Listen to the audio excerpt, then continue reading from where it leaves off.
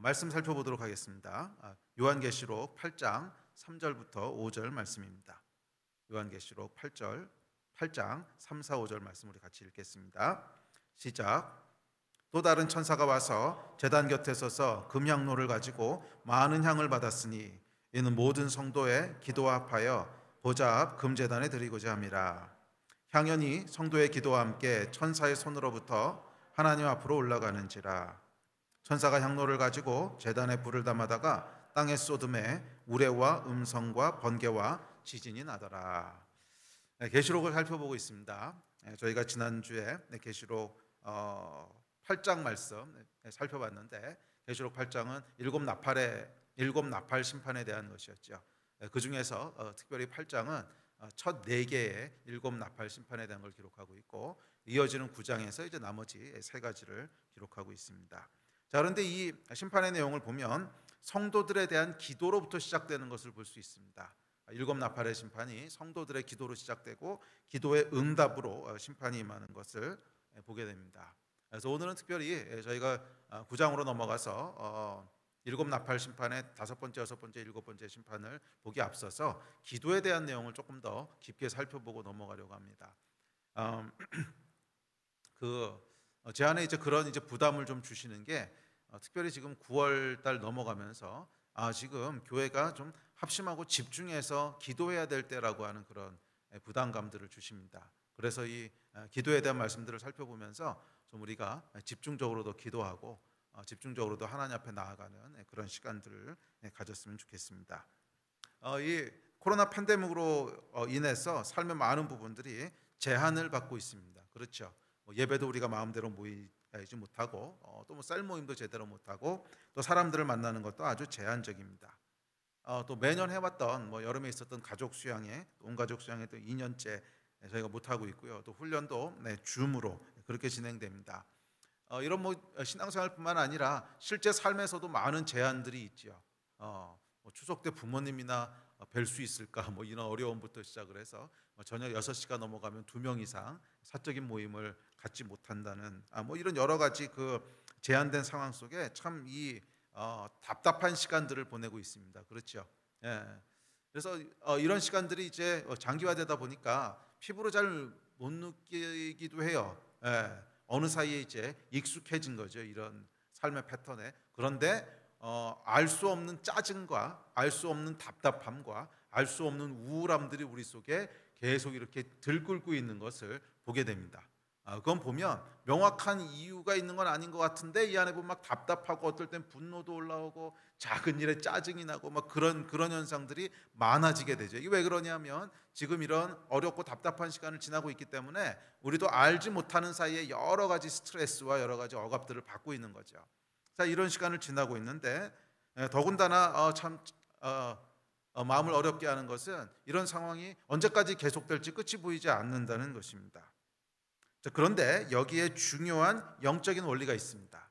이 영적인 원리는 뭐냐면 고린도전서 10장 13절에 보면 이렇게 말씀하고 있습니다. 우리 고린도전서 10장 13절 같이 한번 읽읍시다. 시작. 사람이 감당할 시험 밖에는 너희가 당한 것이 없나니 오직 하나님은 미쁘사 너희가 감당하지 못할 시험 당함을 허락하지 아니하시고 시험 당할 즈음에 또한 피할 길을 내사 너희로 능히 감당하게 하시느니라. 자, 이거 보면 하나님께서 시험을 당할 때 피할 길을 내신다고 성경은 얘기하고 있습니다. 그 이야기는 뭐냐면 모든 문들이 다 닫혀 있는 것 같아도 항상 하나님은 열린 문을 두신다는 거예요. 모든 문이 전부 다 닫혀 있는 것 같고, 우겨쌈을 당한 것 같고, 동서남북을 살펴봐도 어디 하나 열려 있는 곳이 없는 것 같은, 사실 지금이 그런 상황 아닙니까? 저희가 이 코로나 팬데믹으로 말미암아 정말 출구가 보이지 않는 상황이죠. 얼마 전까지만 해도 저희가 아니야, 이 백신만 나오면 모든 문제가 해결되고 원래로 돌아갈 수 있을 거야, 그렇게 기대를 했는데 그것도 사실은 과연 될까 하는 의구심들을 만들어내지 않습니까? 변이들이 계속 나오면서 실제로 이스라엘 같은 경우에 굉장히 많은 사람들이 백신을 맞았고, 지금 전 세계에서 가장 접종률이 높은 나라인데도 불구하고 현재 2만 명씩 확진자가 나오고 있거든요. 그 얘기는 과연 집단 면역이라고 하는 게 이루어질 수 있을까? 그렇죠. 이 집단 면역이 이루어질 수 없는 이유가 있더라고요. 이거에 아이들까지 전부 다 백신을 맞힐 수는 없잖아요. 적어도 70% 이상의 전 국민이 이 항체를 가지고 있어야 그래야 집단 면역이 이루어지는데, 그러려면은 아이들, 청소년들까지 전부 다 백신을 맞아야 70%라는 숫자가 나오는 거죠. 그렇지 않습니까? 네. 아이들 빼고 청소년 빼고 그러면 다 맞는다고 해도 70%가 안 되는 거잖아요. 네. 그러다 보니까 집단 면역이라고 하는 것이 과연 가능한가 하는 의문들이 나오고 있고, 점점 어린 아이들에게까지도 백신을 맞춰야 되는 게 아니냐 하는 이제 위험한 그런 실험적인 이제 의견들이 나오고 있는 상황이죠. 제가 이런 상황들을 종합해 볼 때 이게 언제 끝날지 도무지 알 수 없는 거예요. 해답이 없는 것 같고 탈출구도 없는 것 같고, 그러니까 이런 답답하고 짜증나고 슬픈 상황이 계속될 것 같고, 자, 이런 상황 가운데 있는데 성경은 뭐라고 얘기하냐면 반드시 열린 문이 있다는 거예요. 다 막아두시는 경우는 없다는 거예요. 반드시 열린 문이 있다. 우리 하나님께서 이 모든 상황을 알고 계십니다. 아니, 알고 계신 것이 아니라 하나님이 허락하시지 않으셨으면 이런 상황이 올 수가 없죠. 어쨌거나 하나님께서 허락하신 상황이에요. 어찌되었든지 간에 하나님의 통치 아래에 있는 상황이라는 거예요. 그래서 하나님께서는 우리 눈으로 보기엔 아무런 탈출구가 없는 것 같고 아무 출구가 없는 것 같은 상황일지라도 항상 말씀을 통해서 뭐라고 약속하셨냐면 피할 길을 내사 너희로 능히 감당하게 하신다고 그렇게 말씀하셨습니다. 그러니까 지금 이 상황 가운데도 피할 길이 있다는 거예요. 아니, 이 상황에서 우리가 어떻게 해볼 수 있는 게 없는 것 같고, 뭐 개인의 역량 가지고서는 뭐 아무리 노력을 해도 이 상황을 벗어날 수 없는 것 같은 그런 상황 가운데 있을지라도 성경은 뭐라고 약속하고 있습니까? 피할 길이 있다는 거예요. 반드시 열린 문이 있다는 거예요. 그리고 하나님께서 우리가 눈에 보이는 문들을 다 닫힌 것처럼 두셨을 때는 열린 문으로 들어가라고 하는 하나님의 의중 아니겠습니까? 자, 문을 다 닫아놓고 한 군데만 열려 있어요. 이게 무슨 뜻이에요? 문을 다 닫도록 허락하신 분이 하나님이시고 한 군데만 열어놓으신 분도 하나님이셔. 그러면 하나님의 의중은 뭐라는 거예요? 그 문으로 들어가라는 거죠. 그게 하나님의 의중 아니겠습니까? 자, 그렇다면 모든 것이 막힌 것 같은 이 상황 가운데 하나님이 열어놓으신 문이 어디겠습니까? 저는 그것이 기도의 문이라고 믿습니다. 저는 그것이 기도의 문이라고 믿습니다. 땅에 보이는 모든 문들은 다 막혀 있는 것 같아도 하늘은 열려 있다는 거예요. 땅에 있는 모든 문들이 다 우겨쌈을 당한 것 같을지라도 하늘은 열려 있다는 거예요. 그 이야기는 뭐냐면 하나님께서 지금 이 시간은 주의 백성들로 하여금 하늘을 향해 부르짖으라는 거죠. 주의 백성들에게 하늘을 향해 기도하라는 거예요.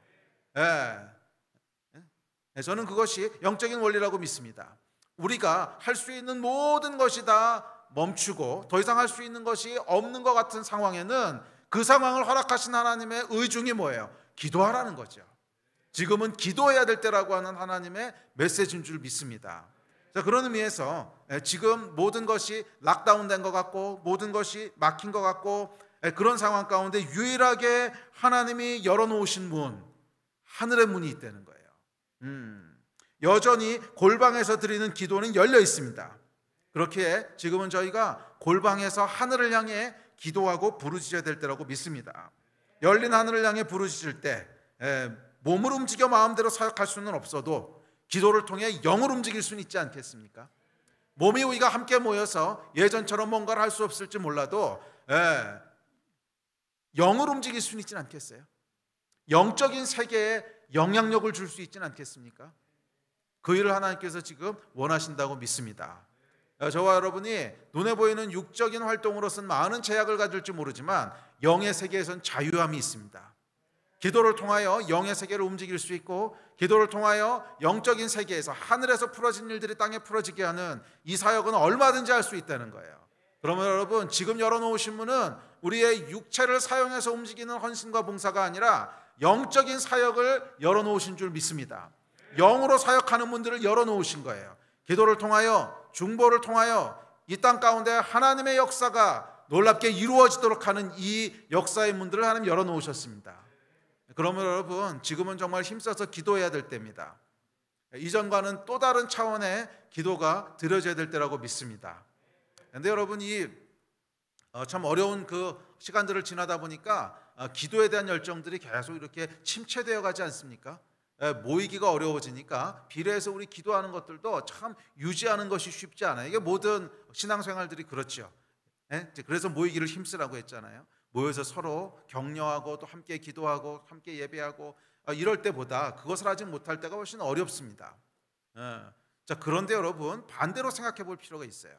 그렇다면 왜 사단이 그 부분을 공격했을까? 그 부분이 지금 필요하기 때문에 그런 거 아니겠어요? 지금이 더욱더 기도해야 될 때이기 때문에 사단이 기도에 대한 우리의 마음을 흐트러뜨리려고 공격하는 거 아니겠습니까? 그러면 여러분 우리 더욱더 힘써서 기도합시다. 기도를 통하여 하나님께서 이 땅에 역사하시는, 기도를 통해서 영적인 세계 가운데 자유롭게 우리가 움직이고 역사하는 이런 일들을 보게 되고 또 경험하게 되기를 주의 이름으로 축복합니다. 자, 그래서 기도에 대한 이야기를 오늘 좀 살펴보려고 하는데요. 자, 계시록 8장에 오늘 읽으셨던 짧은 구절 3, 4, 5절에 보면 기도에 대한 아주 중요한 세 가지 속성을 이야기하고 있는 것을 보게 됩니다. 자, 첫 번째 속성은 뭐냐면 기도의 실체에 대한 것이고, 두 번째는 기도 응답에 대한 것이고, 세 번째는 인내하는 믿음에 대한 것입니다. 자, 이 세 가지 기도에 대한 중요한 속성을 짧은 세 구절 안에서 세 구절에서 이야기하고 있는데, 자, 첫째, 기도의 실체에 대한 것입니다. 기도에는 여러분 실체가 있습니다. 기도의 실체가 있다고 하는 것은 뭐냐 하면 기도는 그저 허공을 향해 내뱉는 공허한 소리가 아니라는 거예요. 기도는 그냥 내뱉고 나면 공중 속에 흩어져 가지고서 뭐 시간이 지나면 없어지게 되는 그런 게 아니라는 거예요. 기도에는 실체가 있는데 이 기도의 실체가 뭐냐면 기도는 천사들의 금향로에 담겨서 하나님의 금제단 앞에 드려진다는 거예요.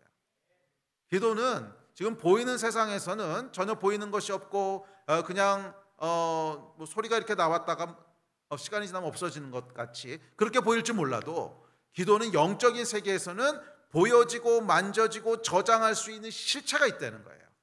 그것이 첫 번째 메시지입니다. 저와 여러분이 드리는 기도는 이제 이런 표현들을 하나도 땅에 떨어지지 않는다 이런 표현들을 쓰는데 그게 문자 그대로 저는 사실이라고 믿습니다. 우리의 기도가 보이는 세계 속에서는 시간이 지나면 뭐 소리가 사라지면서 없어지는 것처럼 보이고 여기까지 소리가 무슨 뭐 큰 영향력이 있겠어 이렇게 생각하게 되지만 아니라는 거예요. 보이지 않는 세계 속에서 영적인 세계 속에서는 기도는 분명한 실체가 있습니다. 눈에 보여지고 만져지고 저장할 수 있는 실체가 있다는 거예요. 그래서 보이지 않는 세계 속에서는 천사들의 금향로 속에 우리가 드리는 기도가 한 방울도 땅에 떨어지지 않고 다 그곳에 쌓이고 저장된다는 거예요. 그리고 때가 되었을 때 그 금향로를 땅에 쏟으면서 이 땅 가운데 기도가 응답되게 된다는 거죠. 자, 기도에는 여러분 실체가 있습니다. 하나님께서는 보이는 세계와 보이지 않는 세계를 창조하셨습니다. 제가 카이로스 책에서 썼던 내용이죠. 보이는 세계와 보이지 않는 세계를 창조하셨고요. 인간은 이 두 세계에 다 끼인 존재입니다. 영적인 세계에서도 살아가고 또 보이는 육적인 세계에서도 살아갑니다. 그래서 인간에게는 두 가지 기능이 같이 공존하죠. 보이는 세계 속에 속해 있기 때문에 보이는 세계 속에서 살아가고 보이는 세계와 상호작용할 수 있는 육체를 가지고 있습니다. 그러나 동시에 인간은 영적인 세계에 속해 있기 때문에 영적인 세계 속에서 살아갈 수 있고 영적인 세계와 상호작용할 수 있는, 소통할 수 있는 기능을 가지고 있다는 거예요. 그 기능이 뭐예요? 영인 거죠. 그래서 인간에게는 영이 있다는 거예요. 보이지 않는 세계, 영적인 세계와 상호작용할 수 있고 그곳에서 살아갈 수 있고 그곳과 소통할 수 있는 영의 기능이 있다는 거예요. 자, 그런데 불행하게도 죄와 함께 또 선악과를 따먹는 타락과 함께 인간 안에 있는 영적인 기능이 다 소멸되었습니다. 뭐 소멸되었는지 정지되었는지 없었는지 모르겠지만 하여간 영적인 기능이 더 이상 작동하지 않게 됐어요. 그래서 인간이 어떻게 됐어요? 보이는 세계에만 속한 육이 돼버린 거예요. 보이는 세계 속에서만 존재하고 살아가는 육이 돼버린 거예요. 그리고 그런 시간을 오랫동안 지나면서 너무 익숙해져서 더 이상 인간은 보이지 않는 세계 속에서 살아갈 수 있다고 하는 가능성조차도 상상할 수 없게 됐습니다. 그런데 문제는 이 크리스찬들이에요. 크리스찬들도 보이는 세계 속에서만 살아왔던 긴 시간들이 있기 때문에 거듭나고 난 다음에도 보이지 않는 세계 속에서 살아갈 수 있다고 하는 것을 인식하고 실제로 그 가운데 살아가는 삶에 대해서 자꾸 잊어버려요.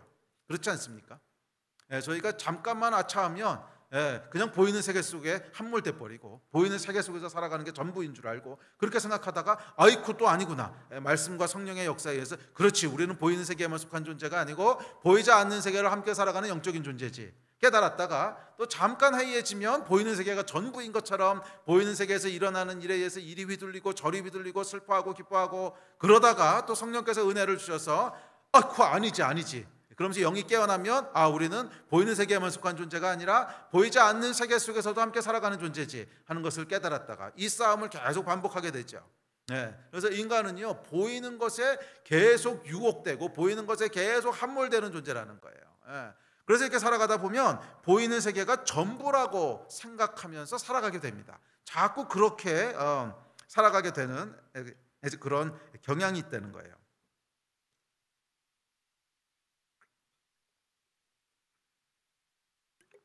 그래서 이 성령 충만해서 영이 깨어서 작동할 때는 보이지 않는 세계를 믿음으로 인식하고 그 속에서 평강을 누리면서 살아가지만 영이 다시 침체되게 되면 다시 보이는 세계만이 현실이라는 그런 인식 속에서 보이는 세계에 함몰된 삶을 살아가게 됩니다.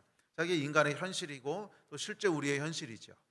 그래서 여러분, 저와 여러분은 매일매일 성령님의 은혜가 필요해요. 매일매일 우리 영혼이 깨어나는 역사가 필요해요. 이게 하루 이틀 그냥 영이 깨어나지 않고 지나가잖아요. 하루 이틀 말씀 묵상하지 않고 하루 이틀 기도하지 않고 지나가잖아요. 그러면 금방 우리는 육에게 함몰되어서 육이 돼버립니다. 보이는 세계가 전부인 것처럼 생각하고 느끼게 되고 머리로는 알아요. 그렇지, 우리는 보이지 않는 세계에 속했지. 그렇지만 실제적인 우리의 의지와 감정은 보이는 세계 속에서 움직여지게 됩니다. 보이는 것에 의해서 기분 좋았다가 보이는 것에 의해서 기분 나빴다가 보이는 것에 의해서 기뻤다가 보이는 것에 의해서 염려했다가 그렇게 살아가게 되는 거예요. 보이는 것에서 유익해 보이는 것을 선택하게 됐다가 이렇게 살아가게 되는 거죠. 자, 그래서 우리는 매일매일 여러분 영적으로 깨어나야 될 필요가 있습니다. 우리는 매일매일 우리 안에 있는 영을 깨워야 됩니다. 끼니 말씀 이번 주에 묵상한 것이 내 영아 깰지어다 하는 말씀이 계속 나오잖아요. 내 영을 향해서 선포하는 말씀이 나오죠. 내 영아 어찌하여 낙심하느냐, 내 영아 살아계신 하나님을 말할지어다. 계속 우리 영을 깨워야 된다는 거예요. 계속 우리 영을 깨울 때 우리가 영적인 삶을 살 수 있게 됩니다. 자, 기도의 본질은요, 보이지 않는 세계에 있습니다. 기도의 본질은 보이지 않는 세계에 있습니다. 기도를 통해 우리는 보이지 않는 하나님께 구하고 기도를 통해 우리는 보이지 않는 세계를 움직이며 기도를 통해 우리는 보이지 않는 세계에서 일어나는 일을 분별하게 됩니다. 기도는 여러분 허공에 내뱉는 공허한 소리가 아니라 하늘의 금대접에 담겨서 하나님의 제단 앞에 드려지는 영적인 실체가 있습니다. 아멘. 그래서 기도는 여러분 보이지 않는 세계에 대한 믿음이 있을 때만 드려지게 됩니다. 보이지 않는 세계가 맞아, 정말로 존재해, 그리고 그곳에 하나님이 계셔 하는 이 믿음이 없거나 또 흐려지게 되면 기도는 자연스럽게 사라지게 됩니다. 기도가 여러분, 그러니까 뭐에 대한 증거냐면요, 내가 보이지 않는 세계를 믿고 있다고 하는 증거가 내가 기도하고 있는 거예요. 그 얘기를 반대로 얘기하면 내가 기도하고 있지 않다라고 하는 말은 뭐냐면 지금 내 영이요 침체되고 잠들었다는 뜻이라는 거예요. 그래서 지금 내가 육으로 살아가고 있다는 뜻이에요. 육으로 살아가는 건 뭐예요? 보이는 세계가 전부인 것처럼 머리로는 알아요. 그런데 내 감정도 내 선택도 내 몸도 보이는 세계가 전부인 것처럼 그렇게 살아가고 있다는 거예요. 왜? 보이지 않는 세계를 믿지 않으니까. 머리로 알아요. 근데 진짜로 보이지 않는 세계를 인식하고 인지하고 그 안에서 살아가고 있지 않아. 그럴 때는 뭐가 반드시 죽게 돼 있냐면 기도가 죽게 돼 있어요. 기도는 여러분 순수하게 영적인 세계에만 속한 거예요. 우리의 신앙생활은 여러 가지 애스펙트가 있습니다. 그러니까 뭐 말씀을 연구하기도 하고 또 봉사하기도 하고 또 전도하기도 하고 섬기기도 하고 여러 가지 면들이 있죠. 근데 이런 여러 가지 면들은 거의 대부분 보이는 세계와 보이지 않는 세계에 함께 속해 있어요. 그래서 성경을 연구한다고 할지라도 우리가 보이는 세계에서 우리의 혼외작용을 통해서 성경을 이해하잖아요. 그렇게 이해한 것들이 우리의 영을 움직이고 깨우고, 자, 그러니까 이런 성경을 읽고 묵상하는 것은 보이는 세계와 보이지 않는 세계에서 함께 일어나는 작용이죠. 자, 이런 또 뭐 봉사도 마찬가지고, 뭐 봉사라고 하는 것도 보이는 세계에서 내가 몸을 움직여서 사랑을 실천하는 거잖아요. 자, 이런데 기도는 좀 달라요. 기도만은 아주 순수하게 영적인 실체입니다.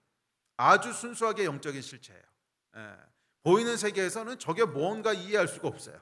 보이는 세계에서는 주여 이렇게 이루어 주십시오, 또 뭐 방언으로 기도하고 이런 것들이 그냥 울리는 꽹과리 같고 공허한 소리 같지, 저 소리가 내뱉어진다고 무슨 음파가 에너지를 가지고 이 세상에 어떤 임팩트를 미칠 거라고 기대할 수는 없어요. 그래서 보이는 세계 속에서는 기도가 미치는 임팩트가 1도 없다는 거예요. 직접적으로 기도라고 하는 이 소리가, 기도라고 하는 소리의 음파가 미치는 임팩트가 1도 없어요. 그 대신 100% 순수하게 우리의 기도는요, 어디에 임팩트를 미치는 거예요? 보이지 않는 세계에 임팩트를 미치는 거예요. 보이지 않는 세계 속에 축적되고 쌓이는 거예요, 금향로에. 그래서 우리가 보이지 않는 세계를 인식하고 있지 않으면 기도는 멈춰요. 다른 건 그냥 관성에 의해서 해요. 다른 거라고 하는 게 주일날 예배 참석하고, 또 금요일날 예배 나오고, 또 뭐 셀 모임 참석하고, 어떨 땐 성경을 연구하고 묵상하는 거, 이거는요 영적인 세계에 대한 인식이 멈췄어도 그냥 할 수 있어요. 뭐 성경 읽는 것도 그냥 혼으로 읽으면 되잖아요. 아, 성경이 재밌고 이런 말이고 저렇게 살라고 하는구나. 성경 속에 보면 뭐 윤리적인 교훈들도 많이 있고, 뭐 사람이 살아야 될 유익한 지식들이 있기 때문에 꼭 영적인 작용이 일어나지 않아도 성경을 읽고 연구하고 묵상할 수 있단 말이에요. 그런데 안 되는 게 딱 하나 있어요. 그게 기도예요. 다른 거는 영적인 작용이 멈춰도 혼으로 육으로 얼마든지 비슷하게 할 수 있고 하고 싶은 마음이 들 수도 있다는 거예요. 그러나 절대로 기도는 할 수 없어요. 절대로 기도는 할 수가 없어요. 그래서 기도는 100% 순수한 영에 속한 작동입니다. 그래서 우리가 우리의 영이 지금 작동하고 있는지 아니면 혼으로 움직이고 있는지를 구별할 수 있는 굉장히 중요하고 정확한 리트머스가 있는데, 그게 뭐예요? 기도예요. 물론 우리 영이 깨어있지 않아도 뭐 식기도 할 수 있고 또 뭐 잠깐씩 모임에서 기도할 수는 있어요. 그러나 규칙적으로 깊게 매일매일 하는 기도는요, 영이 깨어있지 않으면 할 수가 없어요. 기도는 우리가 영이 깨어서 작동하고 있다고 하는 아주 중요한 징표가 됩니다. 그러므로 여러분의 기도하는 것들을 지금 한번 돌아보십시오. 기도 생활을, prayer life를 한번 돌아보십시오. 그것이 지금 여러분의 영이 어떻게 작동하고 있는지를 그대로 보여주고 있는 것입니다. 내가 영으로 작동하고 있는지 아니면 혼으로 작동하고 있는지를 보여주는 징표라는 거예요. 정확합니다. 정확해요. 그러면 여러분, 영으로 살아가기를 원하신다면 그 열쇠는 기도에 있어요. 기도로 그 문을 여셔야 돼요. 기도로 그 문을 여셨을 때 우리의 영이 비로소 작동하기 시작하고, 기도를 하면 할수록 영이 더 강력하고 풍성해지게 되는 거예요. 아멘. 자, 보이지 않는 세계는 오직 영으로만 인식하고 소통할 수 있는데, 기도를 하지 않는다면 그것은 내가 육체로만 살아가고 있다는 빼박 증거입니다. 영이 깨어있는 사람은 보이지 않는 세계를 인식하기에 어떻게 하든지 하여간 기도합니다. 기억하십시오. 기도는 우리가 영으로 살아가고 있다는 증거며, 기도는 영적인 세계의 실제입니다. 자, 오늘 본문이 주고 있는 두 번째, 세 번째 그 기도에 대한 말씀은 두 번째, 세 번째 연결되어 있는데, 기도는 반드시 응답받는다는 거예요. 기도는 반드시 응답받는다는 것인데, 동시에 이 응답에는 시차가 있다는 거예요. 기도하자마자 바로 응답받는 것이 아니라 얼마간 시차가 있어요. 그리고 그 시차가 얼마나 될지는 오직 하나님만이 아세요. 그래서 어떤 것들은 하루 만에 응답받기도 하고, 어떤 것들은 10년이 걸리고, 이거 하나님이 정하시는 거예요. 그래서 기도 응답에 필요한 게 뭐냐면 믿음이라는 거예요. 반드시 믿음을 요구하세요. 자, 성경이 이렇게 얘기합니다. 우리 성경 구절 읽읍시다. 시작. 오직 믿음으로 구하고 조금도 의심하지 말라. 의심하는 자는 마치 바람에 밀려 요동하는 바다 물결 같으니, 이런 사람은 무엇이든지 주께 얻기를 생각하지 말라. 그러므로 내가 너희에게 말하노니 무엇이든지 기도하고 구하는 것은 받은 줄로 믿으라. 그리하면 너희에게 그대로 되리라. 자, 이것이 성경의 약속입니다. 기도는 믿음이 중요하다는 거예요. 믿음으로 영적인 세계를 인식하고 믿음으로 영적인 세계를 움직입니다. 자, 기도는 믿음으로 응답을 받습니다. 그리고 기도 응답의 시차가 있기 때문에 결국 그 시차 동안에 인내하고 기다리라는 거예요. 그게 믿음이에요. 반드시 하나님이 이루실 거라고 하는 것을 소망함으로 기다리라는 거예요. 포기하지 말라는 거예요. 그것이 기도 응답에 요구되는 믿음입니다. 우리가 지금 기도하는 것들이 있죠. 여러분 뭐 개인적으로 기도하시는 것도 있고, 또 나라와 민족을 위해서 기도하시는 것, 교회를 위해서 기도하시는 것이 있을 거예요. 그 기도에 대해서 여러분 믿음을 포기하지 마십시오. 예. 믿음을 포기하지 마십시오. 낙심하지 마십시오. 끝까지 하나님께서 이루실 것을 신뢰하십시오. 그게 응답받는 비결입니다. 그게 믿음의 기도입니다. 반드시 하나님이 응답하실 줄 믿습니다. 포기하지 않고 기다리는 거예요. 자, 이번 주에 묵상하셨던, 끼니를 통해서 묵상하셨던 시편 43편은 이 기도의 원리를 구체적으로 보여주고 있습니다. 그래서 시편 43편을 우리 살펴보면서 지금 살펴봤던 이 기도의 원리들이 시편 43편을 기록했던 기자의 기도와 삶 가운데 어떻게 이루어졌는지를 구체적으로 한번 살펴봅시다. 자, 시편 43편 우리 다시 한번 읽어봅시다. 자, 시편 43편입니다. 시작. 하나님이여 나를 판단하시되 경건하지 아니한 나라에 대하여 내 송사를 변호하시며 간사하고 불의한 자에게서 나를 건지소서. 주는 나의 힘이 되신 하나님이시거늘 어찌하여 나를 버리셨나이까? 내가 어찌하여 원수의 억압으로 말미암아 슬프게 다니나이까? 주의 빛과 주의 진리를 보내시어 나를 인도하시고 주의 거룩한 산과 주께서 계시는 곳에 이르게 하소서. 그런즉 내가 하나님의 제단에 나아가 나의 큰 기쁨의 하나님께 이르리이다. 하나님이여 나의 하나님이여 내가 수금으로 주를 찬양하리이다. 내 영혼아 내가 어찌하여 낙심하며 어찌하여 내 속에서 불안해하는가? 너는 하나님께 소망을 두라. 그가 나타나 도우심으로 말미암아 내 하나님을 여전히 찬송하리로다. 아멘. 놀라운 시편이죠. 참 놀라운 시편입니다. 자, 이 시편 기자가 누군지는 잘 알려져 있지 않습니다. 어떤 사람은 고라자손이라고도 하고 어떤 사람은 다윗이 압살롬에게 쫓길 때 기록한 시편이라고도 하는데 중요하지 않습니다. 누군지는 정확히 알려져 있지 않은데 고라자손이라고도 하고 다윗이라고도 근데 누구라도 상관없습니다. 자, 이 시편의 내용은 앞서 살펴본 기도의 원리들을 실제적이고 구체적으로 보여줍니다. 자, 1절은 이렇게 시작됩니다. 자, 1절 다시 한번 읽죠. 시작. 하나님이여 나를 판단하시되 경건하지 아니한 나라에 대하여 내 송사를 변호하시며 간사하고 불의한 자에게서 나를 건지소서. 자, 여기 보면 경건하지 아니한 나라에 대하여 내 송사를 변호해달래요. 자, 우리가 살아가는 세상은 뭐예요? 경건하지 않은 나라라는 거예요. 경건하지 않은 나라 속에 살아간다는 거예요. 자, 경건하다고 하는 건 뭐냐면 하나님을 경외한다는 뜻인데, 경건하지 아니한 나라, 그러니까 뭐예요? 하나님을 모르고 또 더 나아가서 하나님을 대적하는 세상 가운데 우리가 살아가고 있다는 거예요. 자, 그러니까 우리가 살아가고 있는 세상은 어떤 세상이에요? 경건하지 않은 나라라는 거예요. 자, 시편 기자가 이 이야기로 시작됩니다. 나의 하나님이여 경건하지 않은 나라, 경건하지 아니한 나라에 대하여 내 송사를 변호하여 주십시오. 송사라고 하는 건 이제 법원에다가 고소했다 이런 뜻이죠. 하여간 내 송사를 변호하여 주십시오. 경건하지 아니한 나라 속에 우리가 살아간다는 거예요. 자, 하나님을 경외하는 경건한 자가 하나님을 무시하는 경건하지 아니한 나라 속에서 살아가기 때문에 거기에는 반드시 뭐가 있어요? 갈등이 있고 문제가 있다는 거예요. 갈등과 긴장이 있다는 거예요. 만약에 우리가 이 세상을 살아가면서 아무런 갈등도 없고 아무런 긴장도 없다면 경건하지 아니한 나라 속에서 그렇게 살아간다는 건 무슨 뜻이에요? 나도 경건하지 않다는 뜻이에요.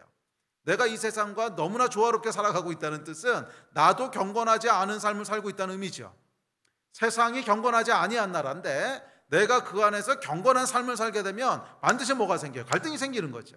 긴장과 갈등과 고통과 문제가 없을 수 없다는 거예요. 그래서 시편 기자의 이 시편 기도는 이 선포로부터 시작되는 거예요. 경건하지 아니한 나라 속에 내가 살아가고 있습니다. 그래서 하나님, 내가 지금 이런 갈등과 이런 문제들을 느끼고 있습니다. 나를 도와주십시오. 이렇게 기도가 시작됩니다. 자, 그렇다면 경건한 자가 경건하지 아니한 나라 속에서 느끼는 갈등은 뭘까요? 2절에 보면 그 갈등을 이렇게 얘기합니다. 자, 2절 같이 읽읍시다. 시작. 주는 나의 힘이 되신 하나님이시거늘 어찌하여 나를 버리셨나이까? 내가 어찌하여 원수의 억압으로 말미암아 슬프게 다니나이까? 자, 여기 보면 이제 경건한 자가 경건하지 않은 나라 속에서 살아가게 되니까 느끼게 되는 몇 가지 갈등을 얘기하는데, 첫째는 뭐예요? 하나님이 나를 버리신 것처럼 느껴진대요. 낙심. 아니, 하나님을 믿는 자들은 왜 이렇게 고통을 받아야 되고 힘들게 살아가야 되지? 아니, 하나님이 살아계시다고 하는데 왜 이런 어려움이 있지? 정말 하나님이 계신 거야? 나를 버리신 거 아니야? 하는 낙심이 있어요. 자, 또 원수의 억압, 또 슬픔, 그리고 1절에 보면 송사한다 그러죠. 송사한다고 하는 건 뭐예요? 억울함이 있다는 거죠. 뭔가 억울한 일을 당했다는 거죠. 억울함. 자, 이런 것들이에요. 자, 그래서 우리는 타락한 세상을 살아가면서 억압과 슬픔과 억울함과 낙심을 느낍니다. 답답하고 억울합니다. 슬프고 처량합니다. 모든 것이 실패한 것 같고 낙심이 됩니다. 그리고 어떤 때는 하나님께서 나를 버리신 것처럼 느껴집니다. 자, 이게 여러분 경건한 자가 경건하지 아니한 세상, 즉 보이지 않는 세상과 보이는 세상을 함께 살아가는 크리스찬이 느끼는 갈등이라는 거예요. 우리는 보이는 세상과 보이지 않는 세상에 함께 속해 있죠. 그래서 경건하지 아니한 나라와 경건한 자들이 살아가는 세상에 함께 속해 있단 말이에요. 그러다 보니까 이 경건한 자가 경건하지 아니한 보이지 않는 세상을 함께 살아가는 자가 보이는 세상 속에서 살아가다 보니까 그 안에서 자연스럽게 이런 것들을 느끼게 되는 거예요. 당하게 되는 거예요. 억압, 낙심, 슬픔, 억울함. 자, 눈에 보이는 현실과 믿음으로 보아야 할 현실 사이에 갈등이 생기는 거죠. 보이지 않는 현실, 하나님의 보좌 앞에는 분명히 뭐가 있어요? 평강이 있고 기쁨이 있고 영광이 있는 것을 알지만, 믿음으로 알지만 눈에 보이는 현실은 어때요? 우리의 육체가 속한, 우리의 눈으로 바라보는 경건치 않은 이 세상은 어떻습니까? 원수의 억압이 있죠. 억울한 현실이 있습니다. 슬픔과 낙심이 화려하게 펼쳐집니다.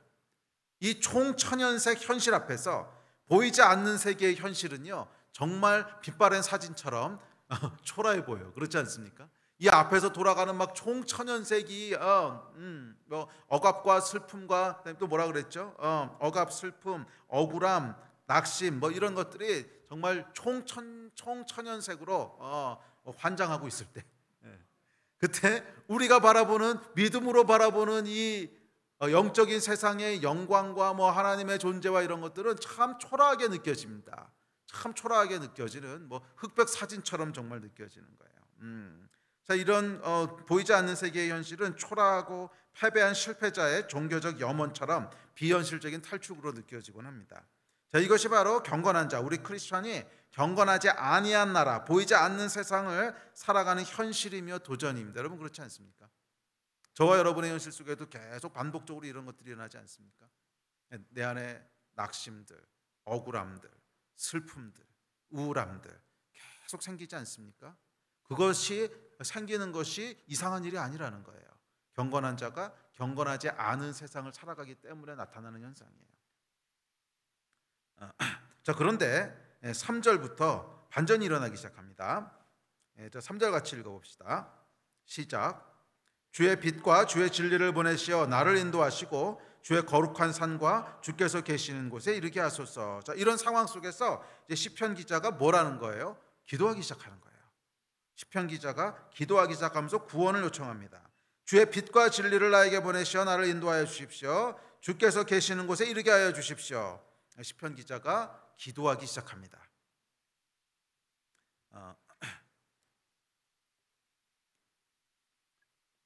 자, 아까 우리가 살펴봤던 경건하지 않은 나라를 살아가면서 느끼게 되는 낙심과 좌절과 억울함과 억압과 이런 것들이 사실은 뭐예요? 기도의 시발점이라는 거예요. 기도의 시발점이라는 거예요. 만약에 이런 것들이 하나도 없다면 기도하겠어요? 이런 것들이 하나도 없다면 둘 중 하나예요.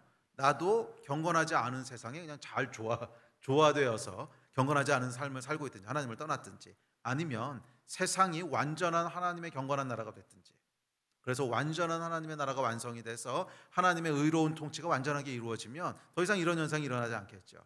그래서 그때는 굳이 기도해야 될 필요가 없을 거예요. 그런데 지금은 아니잖아요. 경건하지 않은 세상 속에 하나님의 백성들이 살아가잖아요. 어쩔 수 없이 그 안에서 갈등들이 일어나고 슬픔들을 느낀단 말이에요. 그리고 그것이 바로 기도해야 되는 이유고 기도의 시작점입니다. 기도의 시작점입니다. 3절에 보면 이 시편 기자가요, 세 가지를 구합니다. 세 가지를 기도하는데, 첫째는 뭐냐면 1절에서 말했던 송사예요. 나의 억울함을 기억하여 주십시오. 송사를 변호하여 주십시오. 이렇게. 자, 기도의 본질 중 하나는 뭐냐면 억울함을 하나님께 하소연하는 거예요. 억울함을.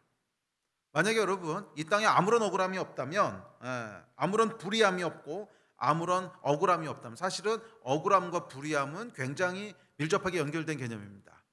불의는 뭐냐면 하나님의 계획에서 벗어났다고 하는 것인데, 하나님의 계획에서 벗어나게 되면 반드시 나타나는 현상이 누군가가 억울해지는 거예요. 그게 사실 불인데, 그래서 불의함과 억울함은 사실은 아주 밀접한 관련이 있는데, 불의함이 조금 더 객관적인 컨셉이라면 억울함은 조금 더 주관적인 얘기죠. 그래서 억울함은 어떨 때는 불의함이 일어나지 않았는데도 타락한 인간의 자아가 스스로 억울함을 만들어내기도 해요. 그래서 그런 억울함은 하소연해봐야 해결되지 않습니다. 그런데 하여간 이 불의함에서 오는 억울함이 있죠. 그래서 불의함과 억울함이 있는데, 만약 아무런 불의함이 없고 아무런 억울함이 없다면 더 이상 기도할 필요가 없을 것입니다. 더 이상 기도할 필요가 없어요. 왜냐하면 그곳은 더 이상 경건하지 아니한 나라가 아니지요. 아무런 불의가 없어. 그것은 하나님의 완전한 의로운 통치가 이루어지고 있는 곳이라는 뜻입니다. 그래서 그런 상태에서는 더 이상 기도할 필요가 없습니다. 그러나 우리는 아직 경건하지 아니한 나라 속에서 살아갑니다. 날마다 억울한 일이 벌어지며 날마다 불의함을 대면해야 됩니다. 그리고 이런 억울함과 불의함은 우리 안에 억압과 억울함과 낙심과 슬픔을 만들어냅니다. 그리고 이 감정들이 바로 기도의 시작점이라는 거예요. 이 감정들이 기도의 시작점이라는 거예요. 주여, 나의 억울함을 풀어주십시오. 주님, 이 땅의 모든 불의함들을 바로잡아 주십시오. 이것이 시편 43편 기자의 송사였죠. 이 경건치 않은 나라에서 벌어지고 있는 불의함들, 이 경건치 아니한 나라 속을 살아가는 주의 백성들이 당하게 되는 억울함들, 하나님, 내가 송사합니다. 이 억울함을 풀어주십시오. 이게 뭐예요? 기도의 시발점이라는 거예요. 그러면 여러분, 억울한 감정들이 있으십니까? 불의함을 느끼셨습니까? 그렇다면 그것이 여러분의 기도의 시발점이 되어야 되는 줄 믿습니다. 그래서 계시록에도 보면 여러분, 순교자들이 이제 기도하는 장면이 나오는데 탄원하죠. 우리의 억울함을 언제까지 풀어주지 않으시겠습니까? 그리고 탄원하는 장면이 있었잖아요. 자, 이 탄원함, 송사함, 억울함에 대한 송사, 불의함에 대한 탄원, 이것이 기도의 본질이라는 거예요. 이게 기도의 본질이라는 거예요. 우리가 불의한 세상, 이 하나님을 떠나서 하나님을 대적한 세상 속에 살아가고 있기 때문에 그곳에서 벌어지고 있는 하나님의 의의를 벗어난 불의함들, 그리고 그 불의함이 만들어내는 억울함들, 그것을 하나님 앞에 송사하는 거예요. 그것을 탄원하는 거예요. 이게 기도의 본질이에요. 주님, 이 땅에서 벌어지고 있는 불의함이 있습니다. 이 땅에서 벌어지고 있는 억울함이 있습니다. 내 삶 가운데 불의함으로 만들어진 억울함이 있습니다. 낙심됩니다. 억압됩니다. 답답합니다. 주여, 도와주십시오. 이게 기도의 본질이고 시작점이에요. 그러면 여러분, 억울한 마음이 있으십니까?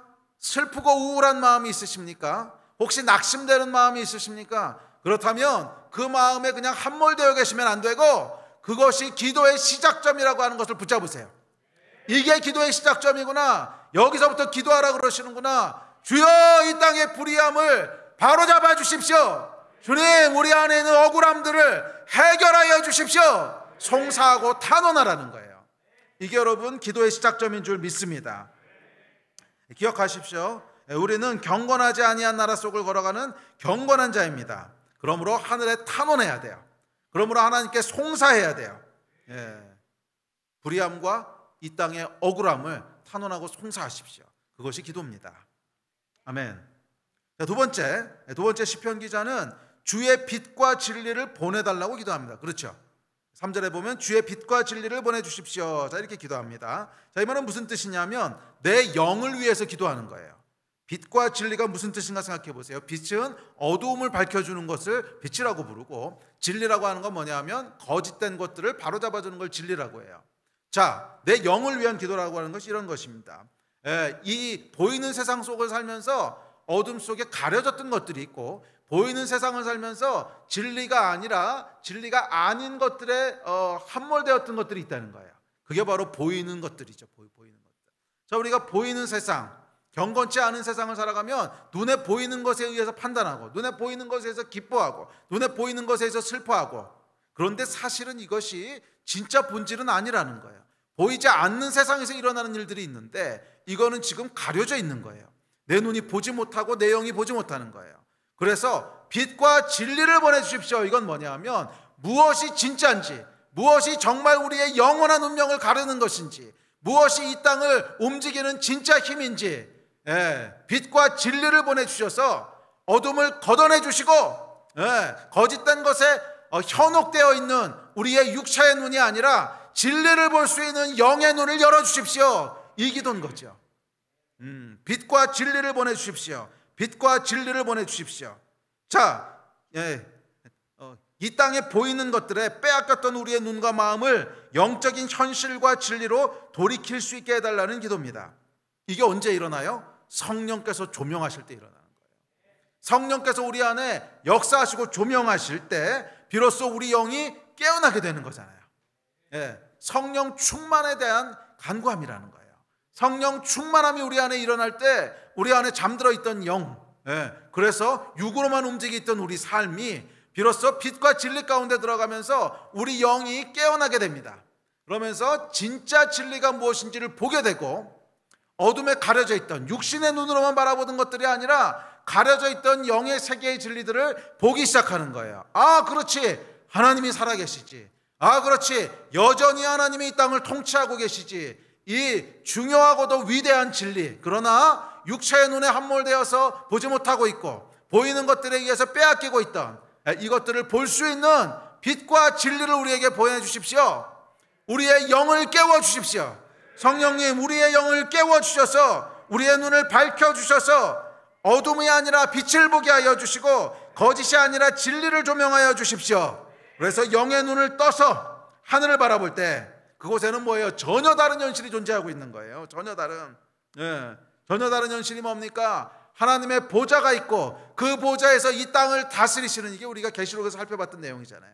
요한이 어느 날 성령께 이끌려 열린 하늘을 통해 올라갔을 때 이게 뭐예요? 빛과 진리가 임한 거죠. 성령께서 요한의 눈을 여셨을 때, 성령께서 요한의 영의 눈을 여셨을 때 그가 땅의 암울한 현실을 벗어나서 하늘의 현실을 보기 시작하는데, 거기엔 뭐가 있어요? 하나님의 보좌가 있고 하나님의 영광이 있고 그곳에서 통치하시는 하나님의 위엄이 있는 거예요.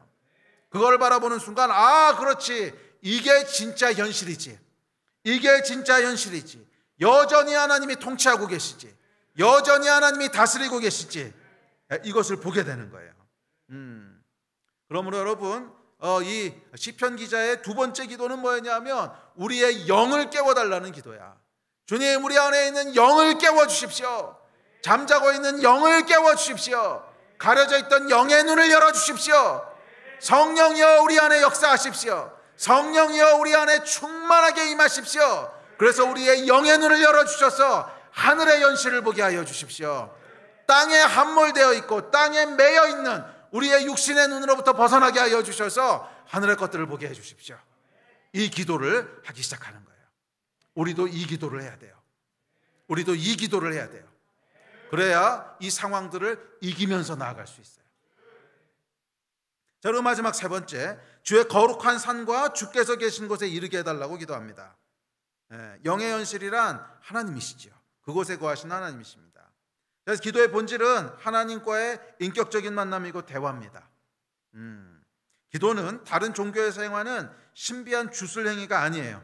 기도는 살아계신 하나님과의 인격적인 대화입니다. 그렇기에 기도의 중요한 세 번째 목적은 뭐냐면 하나님과의 친밀한 관계로 나아가게 되는 거예요. 기도를 통하여 하나님과의 친밀한 관계로 다가가게 되는 거예요. 이게 시편 기자가 구했던 기도의 세 가지 내용이었어요. 나의 억울함을 변호하여 주십시오. 억울함에 대한 하소연이었고, 두 번째는 나의 영을 깨워주셔서 진리를 보게 해주십시오. 세 번째는 하나님께로 가까이 인도해 주십시오. 이 세 가지가 시편 기자가 기도했던 내용이었습니다. 우리의 기도도 이 세 가지를 구했으면 좋겠습니다. 주님, 나로 날마다 하나님을 더 알게 하여 주십시오. 나로 날마다 하나님께 더 가까이 가게 하여 주십시오. 내가 하나님 앞에 더 가까이 머물게 하여 주십시오. 이 기도 또한 우리의 억울함을 주님, 또 이 땅의 불의함을 주님 바로잡아 주십시오 하는 이 탐원, 그리고 우리의 영을 깨워주십시오. 내 영을 깨워주십시오. 성령 충만하게 해주십시오.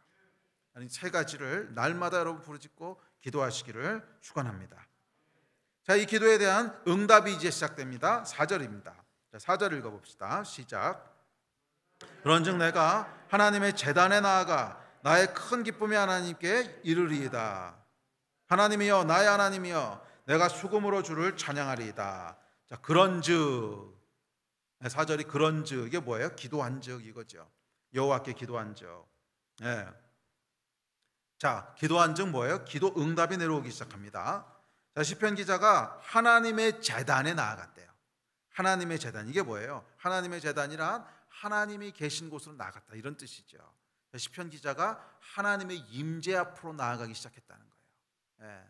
그러니까 그 당시에는 이 성전에 있는 제단이라고 하는 게 하나님의 임재를 상징하는 곳이었기 때문에 하나님의 제단으로 나아갑니다. 이건 하나님의 현존하심 앞으로, 하나님의 임재 앞으로 나아갑니다 이런 뜻이에요.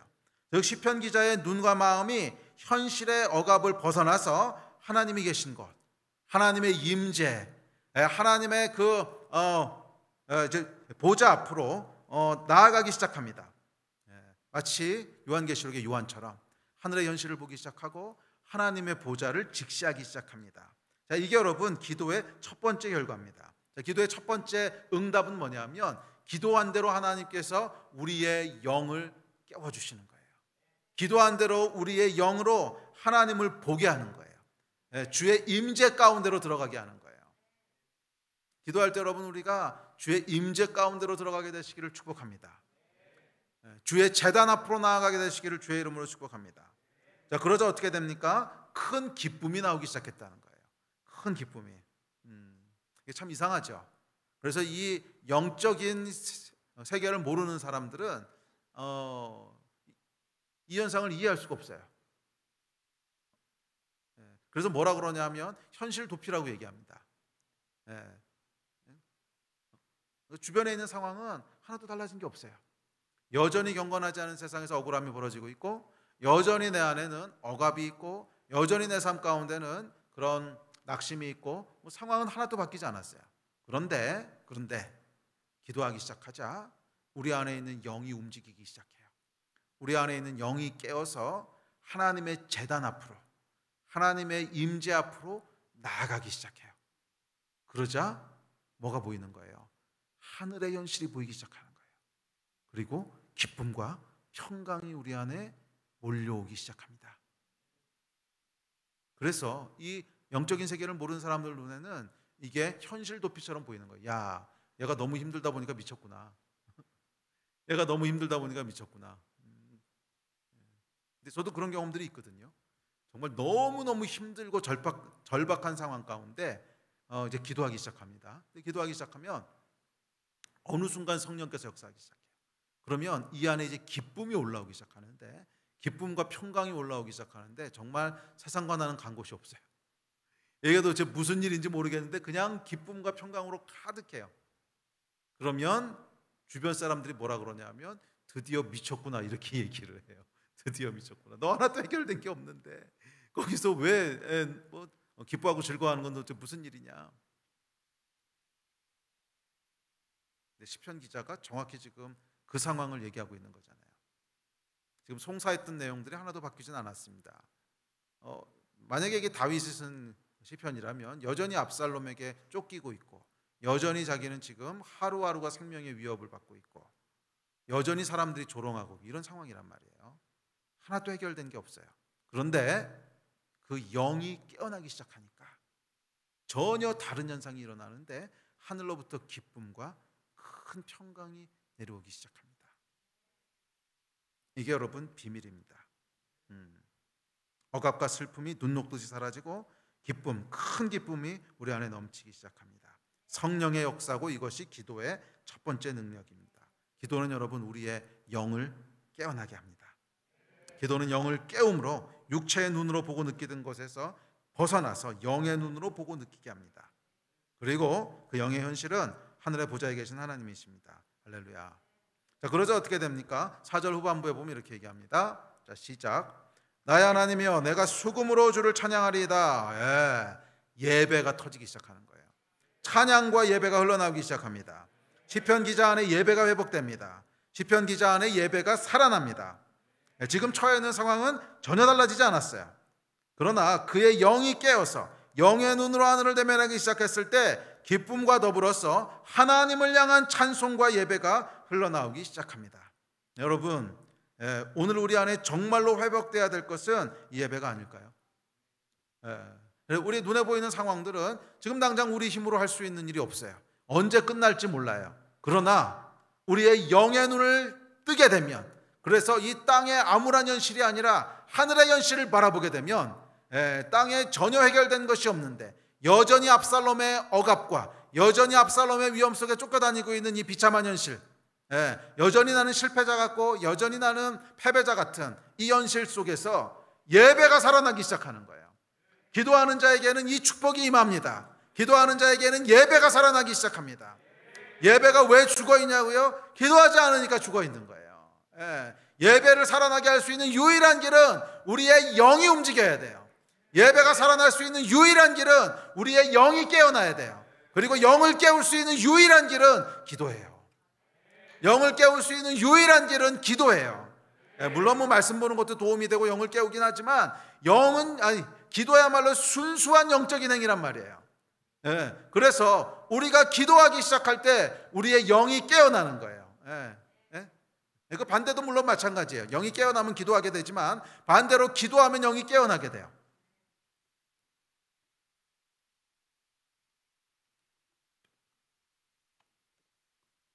아멘. 자, 이것이 우리 하나님께서 우리 안에 원하시는 일인 줄 믿습니다. 영이 깨어나는 것. 아멘. 그랬을 때 우리의 예배가 살아나게 되고 이 예배가 회복되게 될 때 기쁨과 더불어 우리 하나님이 주시는 모든 영적인 축복들이 우리 안에 흘러들어오기 시작할 것입니다.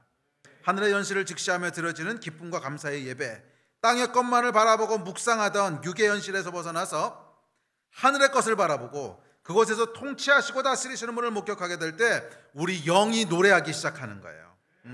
우리 영이 하나님의 제단 앞에 나아갈 때 우리 영이 우리 하나님을 예배하기 시작하는 줄 믿습니다. 주님, 우리 안에 진리와 빛을 부으셔서 우리를 하나님의 제단 앞에 나아가게 해 주십시오. 하나님, 우리 안에 성령을 부으셔서 빛으로 조명하여 주시고 성령으로 진리를 보여주셔서 주의 제단 앞에 나아가게 하여 주십시오. 주의 현실과 영광을 보게 하여 주십시오. 우리의 예배가 살아나게 하여 주십시오. 우리 안에 예배가 살아나게 하여 주십시오. 우리 하나님을 수금으로 찬송하는 놀라운 예배가 회복되게 하여 주십시오. 아멘. 그러자 무슨 일이 벌어집니까? 마지막 5절 말씀이 선포됩니다. 자, 우리 예배팀 앞으로 나오십시오. 5절 말씀을 읽읍시다. 시작. 내 영혼아, 내가 어찌하여 낙심하며 어찌하여 내 속에서 불안해하는가? 너는 하나님께 소망을 두라. 그가 나타나 도우심으로 말미암아 내 하나님을 여전히 찬송하리로다. 할렐루야. 이 시편 기자가 뭐 하는 거예요? 믿음으로 세상을 향해 선포하기 시작하는 거예요. 그 전까지는 탄원했잖아요. 주여, 나의 억울함을 도와주십시오. 호소했잖아요. 주님, 나를 불쌍히 여겨주십시오. 호소하던 이 시편 기자가 영이 열리고 하나님의 보좌 앞에 나아가 그분의 임재 앞에 들어가 하늘의 현실을 보게 되니까 그 안에 하늘의 기쁨과 평강이 넘치기 시작하고 그 안에 예배가 살아나기 시작하니까 기도가 바뀝니다. 기도가 어떻게 바뀌어요? 선포로 바뀌는 거예요. 내 영혼아, 내가 어찌하여 낙심하며 어찌하여 불안해하는가? 너는 너의 하나님을 바랄지어다. 내 영혼을 향해 선포합니다. 우리 하나님이 나타나 도우심으로 말미암아 내 하나님을 여전히 찬송하리로다. 여러분, 나타나 도우신다는 게 무슨 뜻일 것 같아요? 하나님이 나타난다는 게 무슨 뜻이에요? 그렇죠. 보이는 세상 속에 하나님이 역사하신다는 뜻이에요. 아니, 하나님은 원래부터 보이지 않는 세상에 나타나 계셨어요. 원래부터 거기 계셨어요. 그런데 그 하나님이 나타나 도우신다는 건 무슨 뜻이냐면 그 하나님의 능력이 보이지 않는 세상에 머물러 있는 것이 아니라 보이는 세상 속에 나타나신다는 거예요. 보이는 세상에 나타나서 나를 도우신다는 거예요. 보이는 세상 속에 나타나서 이 불의한 상황을 바꾸신다는 거예요. 보이는 세상에 나타나서 이 억울한 환경들을 바꾸신다는 거예요. 그러므로 찬송할지어다, 이 기도하고 있는 거예요. 아멘. 내 영아 깰지어다, 내 영아 찬송할지어다. 기도가 선포로 바뀝니다. 선포하면서 내 영을 향해 선포하기 시작합니다. 내 영아 깰지어다, 내 영아 이 땅의 것에 함몰되지 말지어다. 네가 어찌하여 낙심하며 어찌하여 불안해하는가? 땅의 걸 보고 있기 때문에 그런 거 아니냐? 내 영아 하늘을 바라볼지어다. 내 영아 땅의 것으로 낙심할 것이 아니라 하늘의 것으로 기뻐할지어다. 땅의 것으로 슬퍼할 것이 아니라 하늘의 것으로 감사할지어다. 내 영아 깰지어다. 내 영아 여호와 하나님을 바라볼지어다.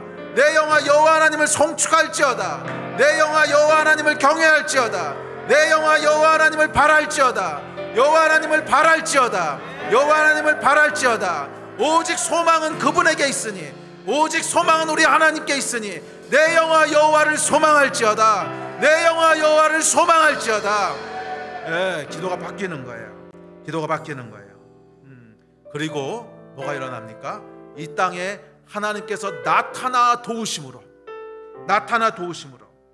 예, 실제로 이 땅을 바꾸신다는 거예요. 실제로 이 땅을 바꾸신다는 거예요. 이것이 기도입니다. 시편 43편이 얘기하는 기도의 풀 스토리예요. 우리의 억울함을 하소연함으로 시작됐던 기도가 우리의 영을 깨우고, 영이 깨어나면서 하늘의 현실을 보게 되고, 그러면서 담대하게 세상을 향하여 선포할 때 하나님이 나타나셔서 이 땅의 현실을 바꾸시고 도우신다는 거예요. 이게 여러분 기도의 힘이고 기도의 비밀인 줄 믿습니다. 이제 말씀 마무리합시다.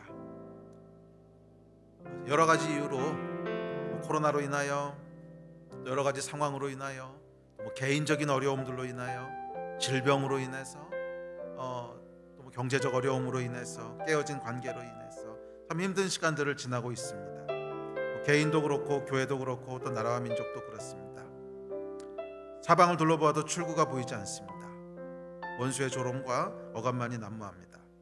답답하고 억울하고 낙심되고 우울합니다. 그런데 여러분, 그래서 기도해야 될 때입니다. 이 불의함과 억울함이 없다면 기도 안 해요. 아니, 기도할 필요가 없어요. 이미 모든 것이 완벽한데 무슨 기도를 하겠어요. 그래서 우리가 기도해야 됩니다. 이 답답한 현실, 억울한 현실, 해결되지 않는 문제들, 그것이 기도의 본질이고, 왜? 경건한 자가 경건하지 아니한 세상 속에 살아가고 있다는 뜻이에요.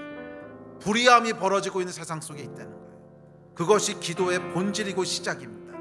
그러면 여러분, 낙심하고 있지 말고 기도합시다. 우울해하고 있지 말고 기도합시다. 성령께서 우리 마음을 깨워주도록 기도합시다. 예, 주님, 빛과 진리를 보내셔서 성령님 역사하셔서 우리 안에 영을 깨워주십시오. 우리의 눈을 밝혀주십시오.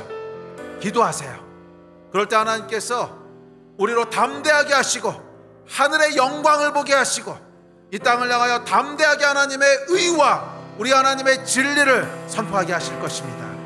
그리고 하나님께서 나타나 도우심으로 우리를 새롭게 하시며 이 땅을 고치실 줄 믿습니다.